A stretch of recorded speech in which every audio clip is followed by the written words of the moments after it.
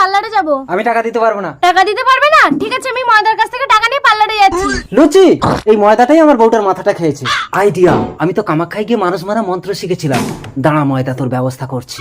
কিন্তু মন্ত্রটায় কাজ হয় কি, আগে অল্প করে আমার উপরে মেরে দেখি, তাহলে আমি একদিনের জন্য মরবো।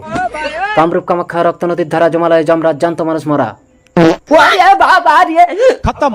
লুচি বৌদি, আজ তাহলে আসি। ঘর পর্যন্ত এসে চলে যাবে ময়দা? চলো চা খেয়ে যাবে। আমি চা খাই না, দুধ খাই। চলো দুধ দেবো। গরম করে দিতে হবে কিন্তু। ও মা গো, আমার স্বামী তো মরে গেছে। ঘরে বসেছিল, আমি দেখে গেছি। আমার মা গো, আমাকে একদম টাকা দিতে চাইতো না আমার মা গো। এতদিন কেন মরেনি আমার মা গো? লুচি বৌদি কেঁদো না, আমি তো আছি।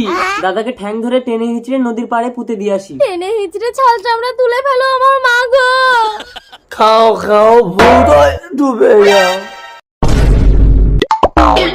ওই তো নদীর পাড়ে একটা ডেড বডি পড়ে আছে, তার মানে কেউ মাটি খুঁড়ে পুঁতছে না, আমিও ফেলে দিয়ে চলে যাবো। ডেড বডির পাশে ডেড বডি। रुको जरा। এসো বউ।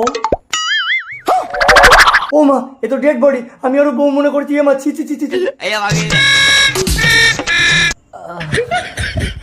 দেখি আমি নদীর পাড়ে এলাম কি করে? মনে পড়েছে, আমি তো কাল থেকে মন্ত্র মেরে মরেছিলাম। টেনে হিচড়ে এনে আমার প্যান্ট খুলে ফেলেছে। আমার তো ছাল চামড়া খেলিয়ে গেছে। সবাই তো আমাকে দেখলে ভূত ভাববে। ময়দা, এখন আমি শুধু তোমার। না লুচি, তুমি শুধু আমার। আর এরা সবাই তো আমাকে ভূত ভেবে পালাচ্ছে। যাক, আমি কাল থেকে কিছু খাইনি, খুব খিদে লেগেছে, আগে কিছু খাই। ইসু রাঙ্গমাস্তান, তোমাকে দেখে তো সবাই ভয় পায়। আমাদের ঘরে একটা ভূত ঢুকেছে, ভয় দেখিয়ে তাড়িয়ে দাও তো।